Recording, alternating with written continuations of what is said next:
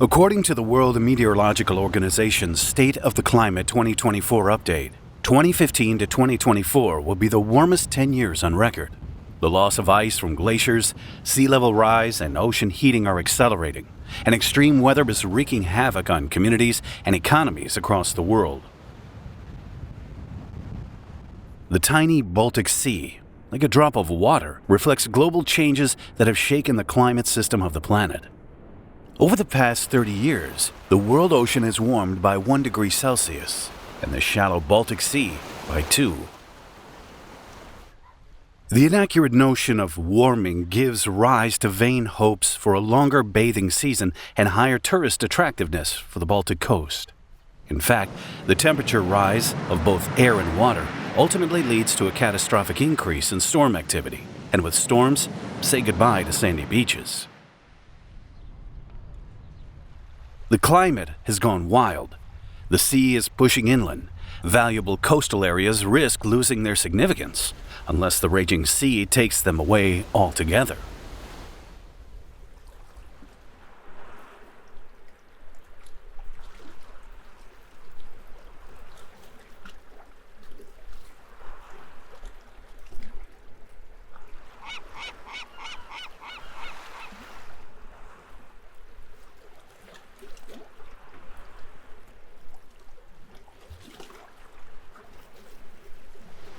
Why does rising temperature lead to increased storm activity? In the Baltic, the destructive power of a storm depends not only on wind speed, but also on sea level, and it is rising. Sea level in the Baltic rises as water from melting glaciers is added to the world ocean. A local phenomenon tops up the global one. Air and water temperatures in the Baltic region are rising even faster. The heated water expands and takes up more space. Winters in the region are becoming milder, and the rise in winter temperatures is outpacing the rise in summer temperatures. As a result, the Baltic sea level is highest in winter. An expert, Dr. Maja Viška, explains these processes on the example of the Latvian coast. So we will talk today about how the global climate change are affecting Latvian coastline. And there are many factors that will affect, and one of the main points are the frequency of storms that will be increasing and resulting also in increased water levels. And that means that waves will be higher and they can go deeper in dry land and destroy bigger parts of the coast. And also, if the climate is warming, there is shorter period of ice. And that's affect actually Gulf of Riga more because that freezes more frequently, and the ice protects coast, and then water and waves are not destroying the coastline. But if the ice is not there, and the strongest storms are usually in winter, then these waves are crashing on the beach, and the sand is not frozen, and all the coastline is not frozen, so it can affect much more effectively coastal erosion and destroy larger areas just because the winter is milder from the temperature side, not from the storms. A persistent westerly wind can add water from the North Sea into the Baltic Sea. This is what happened in 2023 when a wind setup led to a catastrophic flooding in Germany, causing damage estimated at 200 million euros. While in the second half of the 20th century, destructive storms with winds over 25 meters per second recurred, on average, every 16 years. In the last 10 years, they have occurred every 2 to 3 years, and sometimes annually. Extreme winds, which cause strong waves, are frequent and intense during the winter half year, when sea levels are highest. In the winter of 2022, 4 strong storms in a row hit the Lithuanian coast with a wind speed of up to 35 meters per second. Such a series of storms has not been recorded for more than 150 years. Sea waves washed away 1.3 million cubic meters of sand, which had comprised almost a tenth of the entire dune ridge of the Curonian Spit, a UNESCO World Heritage Site.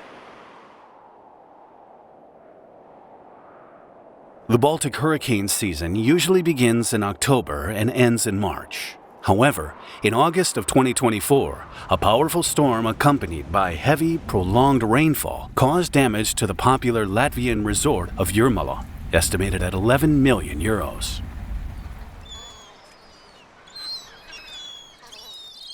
What has changed dramatically over the past 15 years is not the wind speed, but the wind rose. Winds from the southwest, northeast, and east become less common. But the Prussian god of sea storms, Bangputus, blows from the north and northwest more and more frequently. If you look at the map, you can see that the southeastern Baltic coastline is exposed to northerly and northwesterly winds, and accordingly to the waves from these directions. This is why the greatest destruction is observed on the seacoast after northerly storm events.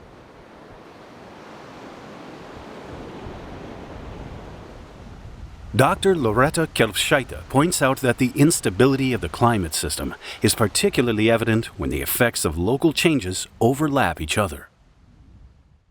So the combination of nonlinear processes, like what is said, that wind direction, wind velocity, wave height, and seawater level rise, can cause very high water level like in the middle of summer.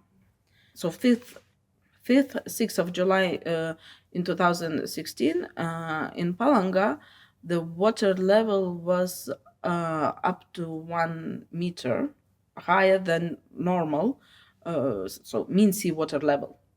And that means that in the middle of summer, the beach was totally covered by water. And 6th of July in Lithuania is national holiday, it's a festival, and it's middle of summer, so half of Lithuania, so almost 1 million people, are living in Palanga at that time. And can you imagine the faces of the people when they came to the sea and there are no beach at all? And we don't have any storm, nothing. We just have that combination of wave setup, wind setup, and high water level in the all Baltic Sea. The Baltic Sea is surrounded by 9 countries. The densely populated coastal areas are home to various economic activities: fishing, tourism, ports, hydraulic structures, and valuable natural areas. And where infrastructure is developed at the expense of natural processes, the destructive impact of climate change is superimposed on anthropogenic pressures. We will focus on the most vulnerable shores of the southeastern Baltic, within Latvia, Lithuania, and Poland.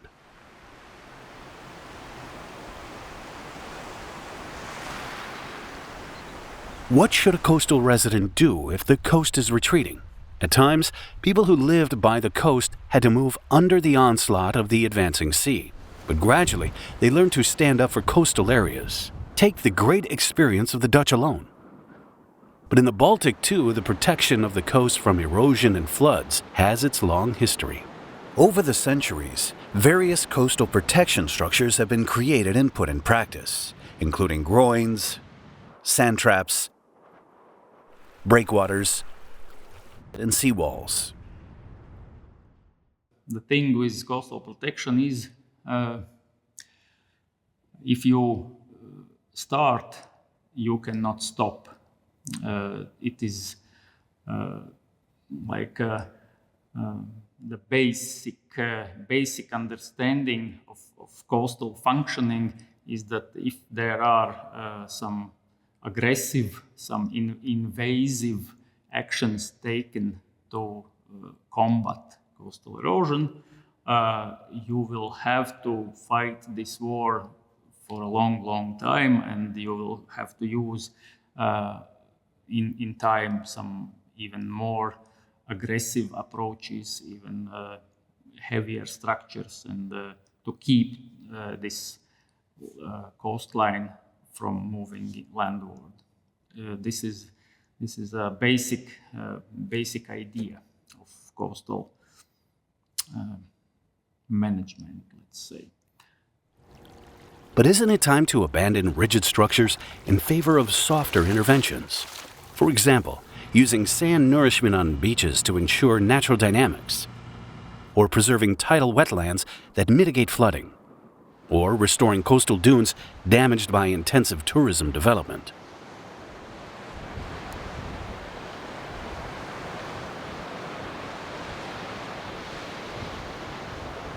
When we talk about coastal protection, we first need to agree on some terms. The owner of a house illegally built in the Latvian dunes is sure that he is preserving the coast by protecting his plot with huge boulders. But he is only teasing the sea, and storm waves, encountering resistance from the stone wall, are washing away the dune on both sides of the structure with double the force. In the same way, just on a different scale, the giant port dams in Klaipėda or Ventspils change the bottom relief, deflect the sea currents that move along shore sediments, and deprive the adjacent coast of sand. Expert Iwana Palichka helped us define terms and concepts as to what we can actually consider as coastal protection. Yes, this is a very difficult issue because this term is used for many different occasions.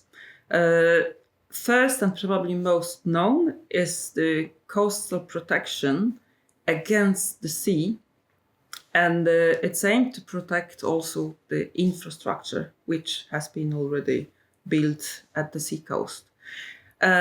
And for me and for the people who really work with nature and natural processes, this is not the coastal protection. This is the coastal enforcement, or whatever we can call it, but has nothing with the protection of natural coast, natural organisms living at the sea, natural shape of the coast, and natural processes of which the abrasion of the coast, of the sand, is also a natural process. We recognize the best examples of coastal conservation practices as technologies for restoring natural processes and reducing the vulnerability of coastal areas caused by climate change and anthropogenic pressure. There are few such examples yet, but they exist.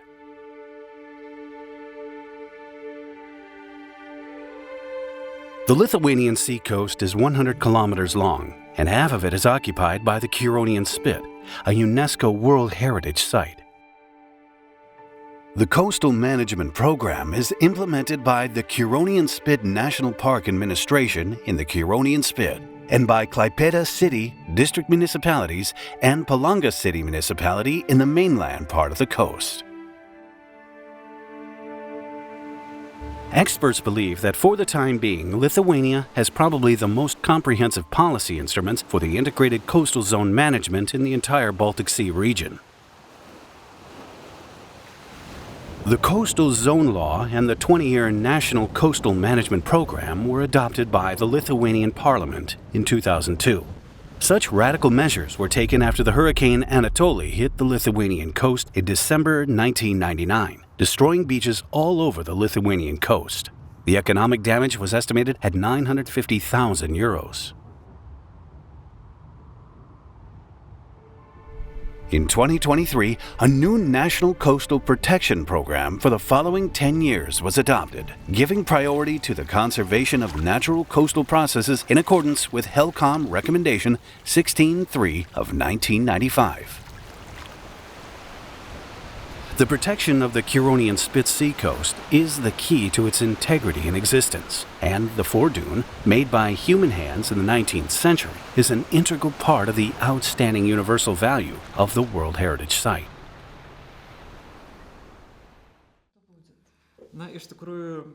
When we tell people the story of the protective dunes, and that every year so many resources, both human and financial, need to be allocated, people often think that since it's a natural area, a national park, maybe we should rely on natural processes.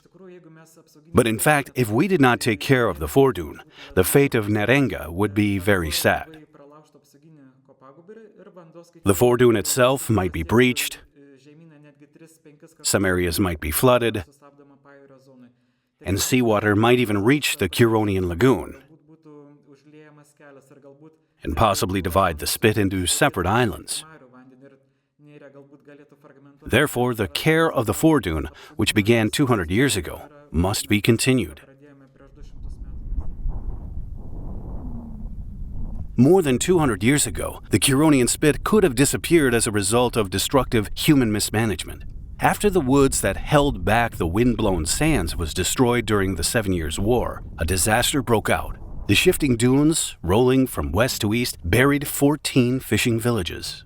To stop the movement of sand, it was necessary to give the green finery back to the spit to plant forest over the sandy desert. But first, it was necessary to stop the sand, which with indomitable force was flying from the seacoast into the depths of the spit.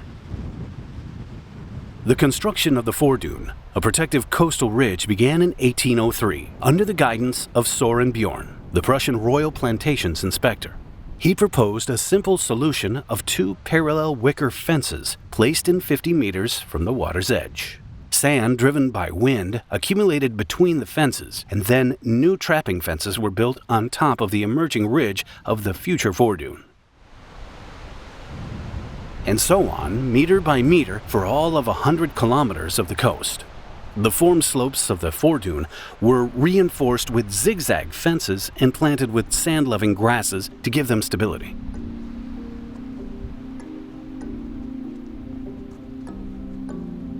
Bjorn relied especially on ammophilous grasses, noticing their ability to hold sand with intertwined roots and shoots. He tested his method of building up a foredune in 1795 on an experimental section of the Danzig coast, where he managed to stop the dune movement with the help of typical coastal grasses. In 1877, the Prussian hydraulic engineer Gotthilf Hagen enhanced the technology. He provided recommendations for the foredune profile. The dune ridge forms a horizontal line. The western seaward slope should be short and steep, and the eastern landward slope should be long and gentle. A high dune at the northeastern tip of the Curonian Spit is named after Hagen. The protective coastal dune ridge was constructed under the supervision of specially designated dune inspectors. The teams were assembled of local residents, and all work was done manually. It took almost 100 years for the man-made coastal ridge, which we now call the foredune, to emerge from the proximal end of the Curonian Spit in the southwest to its tip in the northeast.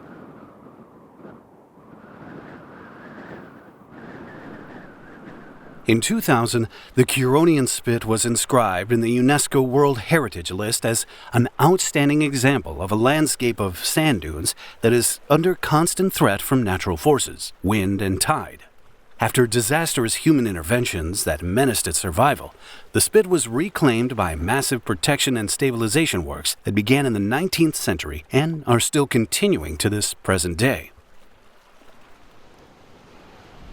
And today, caring for the coastal ridge is the key for the stabilization of the Curonian Spit coastline.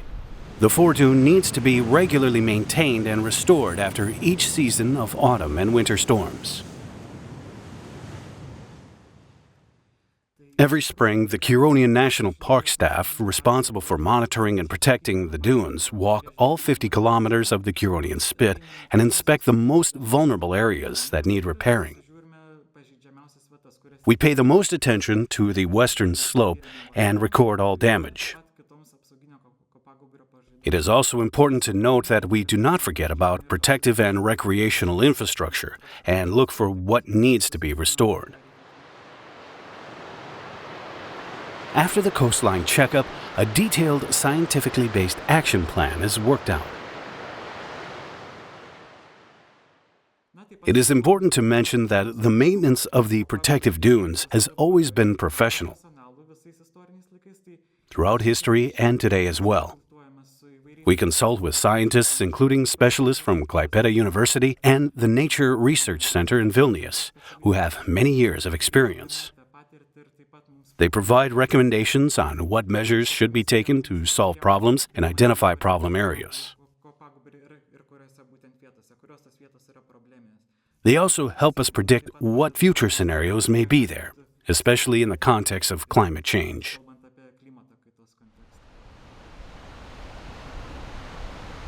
Manual labor became too expensive, and technology came to the rescue.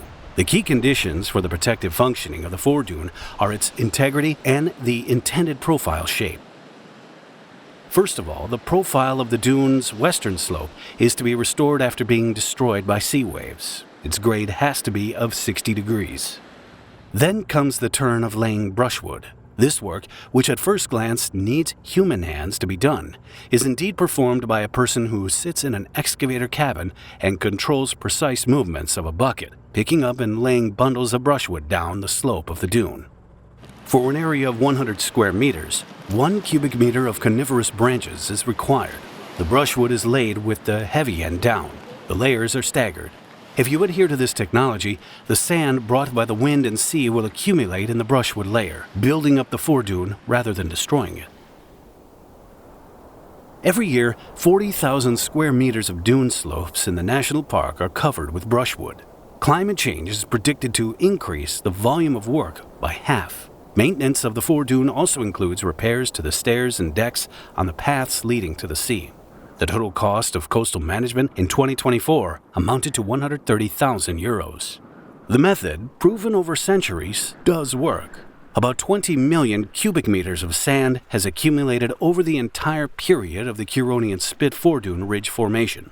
For the past 5 years, nearly 1 million cubic meters of sand has accumulated, almost 5% of the total foredune volume. This indicates that coastal protection activities on the Curonian Spit are extremely effective.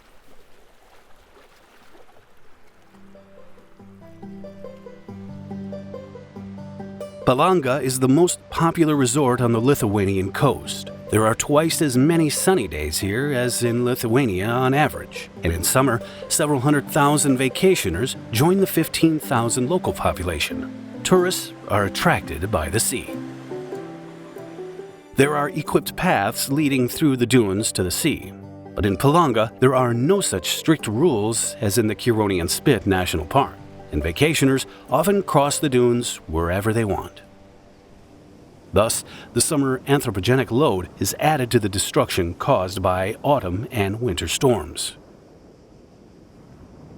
The foredune here also needs to be repaired, but on the coast from Klaipėda to the Latvian border, the foredune restoration technology is not so carefully followed. The slopes are simply covered with brushwood more densely in order to block access to the dunes for vacationers. It is not surprising that the storm of January 3rd and 4th of 2025 caused significant damage to the mainland part of the seacoast from Klaipėda to Palanga, while the foredune on the Curonian Spit remained intact. At the same time, Palanga is an inspiring historical example of preserving coastal areas. This example is always there for us to see. The famous pine forest located by the coast and protecting the cozy town from the piercing sea winds. In fact, the forest is one of Palanga's attractions, and the bike path stretching along the coast allows you to ride under the shade of centuries-old trees all the way to Latvia. Now it is difficult to imagine what Palanga looked like without its glorious pine forest. According to the memoirs of the Lithuanian author Aleksandra Šilgarytė, in the 1920s, the Palanga seaside was dominated by wind and flying sand. There was nothing to block the view of the sea. Outside my window to the west, there was a plain with shifting sand barchans. The sand was barely covered with a sparse, coarse grass, where there was no shelter from the constant sea wind. The forest planting started in 1924. Marijonas Dojotas, one of the prominent Lithuanian foresters, a teacher, scientist, and pioneer of sand dune reforestation, was invited to grow the forest on the shifting coastal sands. In his book, Memories of an Old Forester, Dojotas wrote, "I was invited to Palanga, and Professor Matuljonas told me, 'You, child,' that's what he called us, young foresters, 'have planted a forest on the wind-blown dunes in the east, by the Volga River, so now go and plant a forest on the Palanga dunes.' This is how I started my favorite job, fighting the shifting sands in Lithuania." Under the leadership of devotes and Palanga forester Jonas Grajulis, about 200 hectares of forest were planted from Palanga to Šventoji during the interwar years.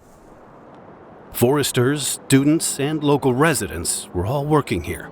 After World War II, planting resumed. Devotes, already holding other positions at that time, had repeatedly returned to the site to consult other foresters engaged at work on the coast. The importance of these efforts has not been forgotten. In Palanga, not far from Naglis Hill, a memorial pillar was erected to perpetuate the memory of Marijonas Devotes. Traditionally, foresters gather at this monument every year on the 20th of July to honor the memory of their famous colleague.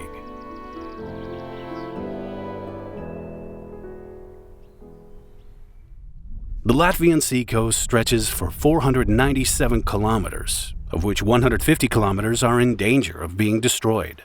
According to the forecast of the Latvian Center for Environment, Geology and Meteorology, by the end of the century, the Latvian Baltic coast will move inland by 50 to 70 meters, and in some particularly vulnerable areas by more than 100 meters. If from the 30s to the 90s of the last century, the sea annually ate away at the land from half a meter to 2 meters, then in the current century, in some areas, the coast has been retreating by 4 meters per year. Scientists from the University of Latvia worked out detailed recommendations for coastal erosion mitigation on each section of the coast 10 years ago. However, there is no national coastal management program in Latvia, and municipalities, institutions, and citizens are forced to cope with local phenomena of global climate change on their own. Sometimes they succeed quite well indeed. Each port in the southeastern Baltic stands in the way of the East Baltic coastal sediment flow as a barrier. This fully applies to the ports of Liepāja and Ventspils. Sand accumulates at the southern pier, where a wide beach is formed, and ends up in the shipping channel, which has to be constantly deepened. Periodically, a dredging vessel lifts sand from the bottom of the channel and dumps it into the open sea. No gain in one place without loss in another. This is the law of the coast. Therefore, on the northern side of the ports, the coast is chronically washed away. In neighboring Lithuania, sand taken from the Klaipėda port shipping channel is used to build up beaches on the northeastern coast. But Latvia does not have a dredging vessel that can get close to the shore. However, such technology was used in the tiny port of Engure, where the beach had almost disappeared behind the port breakwater, and the sea threatened the city cemetery. This modest example of good coastal restoration practice was provided, upon some reflection, by Dr. Jānis Lapinskis, a professor at the University of Latvia. Recently, probably 4 years ago, in the town Angure, which is on the western part of Gulf of Riga as well, there was a little project of coastal nourishment, which can be called a port bypassing project. So the sand that is accumulated on the one side of the port and in the port aquatorium is dredged out and put on this part of the port where there is deficit of sediments. So in this way they are recreating this natural sediment movement along the coast, which is working as well. There were a cemetery very close to the coast, endangered by coastal erosion in this Angure town. And now in this coastal section right next to the cemetery, there is a huge wide beach and no erosion problems probably for some years to come. So this approach of coastal sand nourishment is working. This is not a new and not a revolutionary approach, of course. This is a standard practice in many European countries and in the United States of America, for example. But for Latvia, it's quite rare still. Artificial beach buildup is just an imitation of natural processes, and the beach will have to be regularly replenished with sand. Restoration and preservation of coastal dunes brings long-term sustainable effect. Gray dunes are a natural result of coastal stabilization, a formation that can withstand the onslaught of wind and waves. First, the wind forms mobile sandhills at the rear of the beach. Gradually, they are becoming populated with pioneer settlers of sand-loving plants. When the network of their roots is thrown onto the front dune and the movement of sand is stopped, nutrients begin to accumulate and the ability to retain water arises. Slowly, soil forms and the diversity of plants on the dune increases. Finally, lichens and moss settle here, creating a water-repellent surface that reduces erosion. Now, the gray dune is formed. The gray dunes are storm-resistant, but naked to invaders. The open spaces of the dunes are readily populated by young pines. The dune-typical light-demanding plants retreat, and there is a forest growing on the seashore. Where there is no dune in front of the forest, storm waves freely enter the forest and cause considerable destruction. Gray dunes are a priority habitat type of the European Union Habitats Directive and demand special attention for conservation and management, and Latvia has certain obligations to preserve them. The management of the gray dunes is entrusted to the administration of the Nature Protection Board and the Latvian State Forests. It is definitely surprising to see Robert Zilens, director of the Lake Engeri Nature Park Fund, tearing young pine trees out of the sand. For the man in the street, it seems barbaric. No, we try to keep them open, and we cut small pines. If the pine is very small, then you can just throw it out, and so it doesn't grow anymore. But no, every third or fifth year you have to do the work if you want to keep the territory open. Some 30-40 years ago, when the cattle was grazing here from local village, this all was open. But nowadays people in the village don't keep cattle anymore, so gray dunes and also coastal meadows are just overgrown with reed or forest going on, so these biotops just disappear. There are about 1,000 hectares of gray dunes in Latvia. Protected area staff and foresters are overwhelmed with the task, and trees make it too big to grow on the dunes.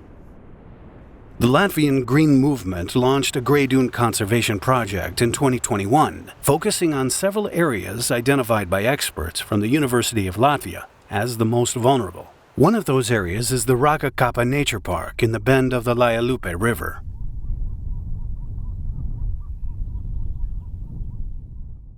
So we are here now, standing in the Grey Dune, which is a part of our Best Belt project to renovate the Grey Dune in the coastal areas of Latvia.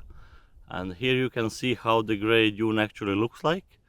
And there is also a part of bushes we don't touch because it is still fastening the surface and keeps the Grey Dune alive in a way. But what we are doing, we are cutting pine trees, and you can see some examples where we have already collected some of cutted pine trees in the dune. And on the left you also can see those big pine trees which we don't touch because of legislation. It is not allowed to cut the trees which are more than 13 centimeters in diameter, and therefore we have decided to help to the state with renovation activities in the Grey Dune, because it is really endangered biotop in Latvia. Because if you don't do nothing and you don't take away the bushes and pine trees, you lose this biotop and it becomes a forested dune. So, and we have a lot of forested dune in Latvia, so therefore the Grey Dune is extremely important to save and to restore. Activists and volunteers of the Latvian Green Movement take care of the Grey Dunes on 120 hectares of the coast.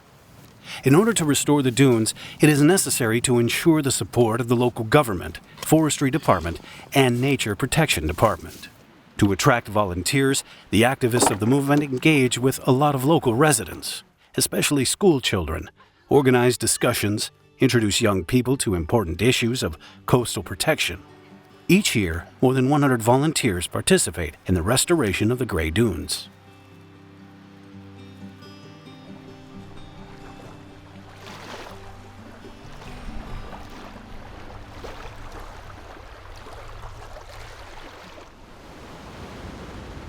The length of the Polish coastline is 440 kilometers.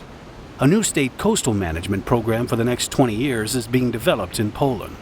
The previous program, adopted by the Polish Parliament in 2003, ended in 2023. Its results are assessed differently by officials, scientists, and activists of environmental, non-governmental organizations. In the report titled The Methods of Coastal Protection and Their Impact on the Natural Environment of the Polish Baltic Sea Coast, Dr. Tomasz Labus, professor at the University of Szczecin, states, "The Coastal Protection Act of March 23, 2003, which created the National Coastal Protection Program, is an instrument that often forces into excessive use of technical, rigid measures to protect land from erosion at the expense of natural and valuable natural habitats." This is, for me, as I said, this is not the protection program. This is absolutely against nature. And what I could say here that like species, habitats, also natural processes should be protected by us. And this is already written in the legislation, for example, in HELCOM. Yeah, for me, destroying the natural coast and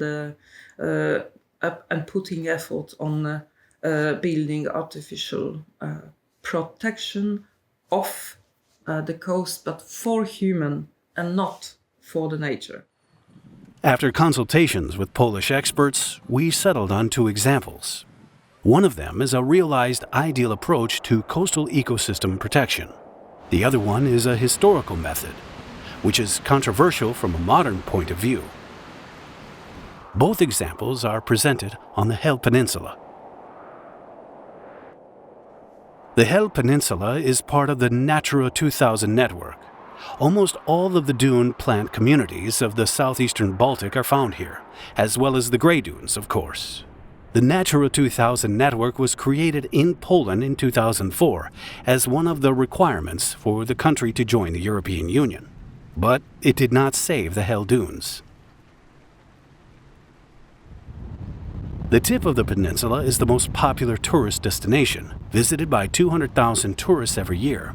Unfortunately, vacationers often go to the sea at any place they like, through the forests and the dunes. The Grey Dunes are veined over with numerous footpaths and completely barren places. Eventually, Poland could have had certain difficulties with fulfilling the EU obligations. It would have had to pay very heavy fines. In 2011 to 2013, the Supreme Audit Office of Poland conducted an inspection of the peninsula and published a report stating, "Efficient protection of the Hel Peninsula seacoast from unauthorized human activity is not ensured. Recreational use is destructive." In 2014, the project, Revitalization of the Vegetation and Dune Cover of the Hel Peninsula Natural Habitats, was completed. It focused on the Grey Dunes at the tip of the spit that has suffered from tourists the most. I think the project was very important because it was joint effort by us as the scientists, by the local authorities, and by the Maritime Office, who is responsible for the coast and also realizes the projects on this building the protection of the coast. And then we had a common understanding of the goals of the project, just to put together a real nature protection in this area, but also coast protection and touristic attraction. After 10 years, the results of the project can be assessed. Grey dunes have been recreated on an area of 10 hectares. It was not an easy job. When clearing the area, more than 100 unexploded shells were found and tens of tons of garbage were removed. Invasive plant species had to be expelled. It was even necessary to bring in additional sea sand so that species typical for the Grey Dunes and planted by hand could take root. The restoration of the Grey Dunes was accompanied by a project of the Maritime Authority in Gdynia. After the biotope was restored, a raised promenade was built over the dune, which is very popular with tourists. A unique opportunity has appeared to walk along the dune without destroying it. The promenade is convenient for simply reaching the beach, or you can cross the entire dune and get to know its inhabitants. Along the promenade, there are stands telling about typical dune plants and the value of Grey dunes. It would have definitely been possible to simply fence off the most valuable natural areas and close access to them. However, the project developers arrive at the goal of preserving coastal areas not by driving tourists away from the dunes, but, on the contrary, by attracting them and creating conditions for environmental education.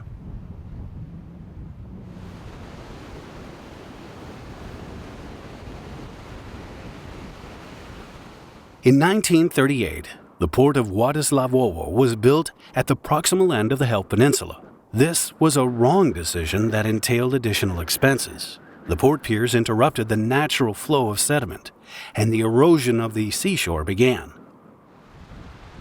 To prevent the beach from being lost and the peninsula from becoming an island, it was necessary to build artificial sand traps. This is how groins appeared on the spit. Groins are rows of wooden piles driven into the ground perpendicular to the coastline. The rows of piles protrude into the sea by 40 to 80 meters and are located at a distance of about 100 meters from each other. The first groins were built in the North Sea as yearly as the beginning of the 16th century. In the 19th century, they appeared on the German Baltic coast and became a part of the cultural landscape.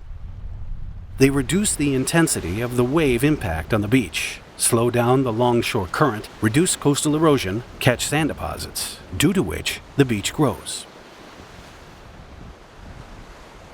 Over the past decades, the Hel groins have deteriorated and required reconstruction. In February 2023, the Maritime Authority in Gdynia completed the project Protection of the Seacoast in the area of the Hel Peninsula. 135 new groins were installed on the seashore section in 12 kilometers from Władysławowo. Advocates for preserving the natural coastal ecosystems and processes criticize the project, saying the groin system is being created solely to expand the beach for tourist use. At the same time, in the Netherlands and Germany, groins, together with a beach, dunes, and a coastal forest, are considered part of the basic natural protection against erosion and flooding.